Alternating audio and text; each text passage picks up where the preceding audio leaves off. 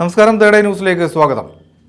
ആശാ സമരം, അതായത് ആശാ വർക്കർമാരുടെ സമരം സെക്രട്ടേറിയറ്റിന് മുന്നിൽ ഇപ്പോൾ 121 ദിവസമാണ് പിന്നിട്ടിരിക്കുന്നത്. നേരത്തെ തന്നെ വലിയ വാർത്താ പ്രാധാന്യം നേടിയ അല്ലെങ്കിൽ അത്തരത്തിൽ വാർത്താ മാധ്യമങ്ങൾ വളരെയേറെ പ്രാധാന്യത്തോടെ ഏറ്റെടുത്തൊരു സമരമാണ് ആശാമാരുടെ സമരം.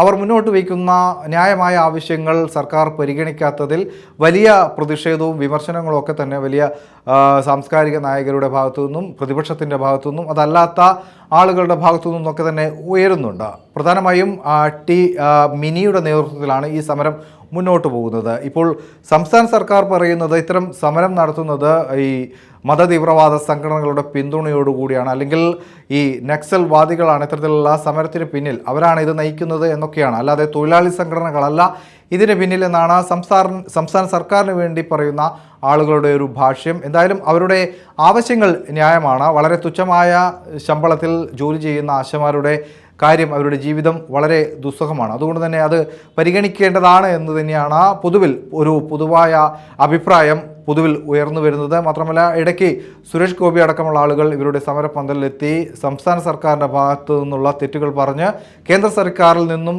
അല്ലെങ്കിൽ കേന്ദ്ര സർക്കാരിന് മുന്നിൽ ഈ കാര്യങ്ങളൊക്കെ അവതരിപ്പിക്കുമെന്നൊക്കെ പറഞ്ഞിരുന്നു. ഇപ്പോഴതാ ആശമാർ നിലമ്പൂരിലേക്ക് എത്തുകയാണ്. പ്രധാനമായും എം സ്വരാജിനെ തോൽപ്പിക്കാൻ തന്നെയാണ് അവരുടെ തീരുമാനം.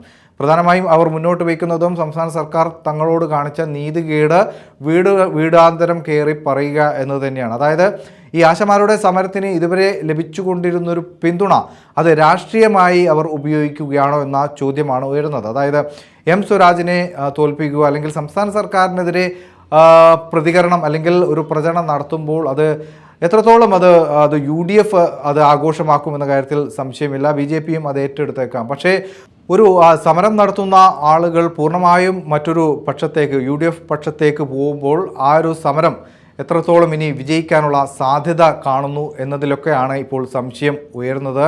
ഇനി ആശയ പ്രചരണം ഏവർക്കും നടത്താവുന്നതാണ്. പക്ഷേ ഇത്തരത്തിൽ പരസ്യമായി ഒരു സ്ഥാനാർത്ഥിയെ തോൽപ്പിക്കുന്ന തരത്തിലേക്ക് പ്രചരണം നടത്തും എന്നൊക്കെ പറഞ്ഞ് നിലമ്പൂരിലേക്ക് എത്തുമ്പോൾ ആശമാരെ നിലമ്പൂരുകാർ എങ്ങനെ സ്വീകരിക്കും എന്നതും കണ്ടറിഞ്ഞ് കാണേണ്ടതാണ്.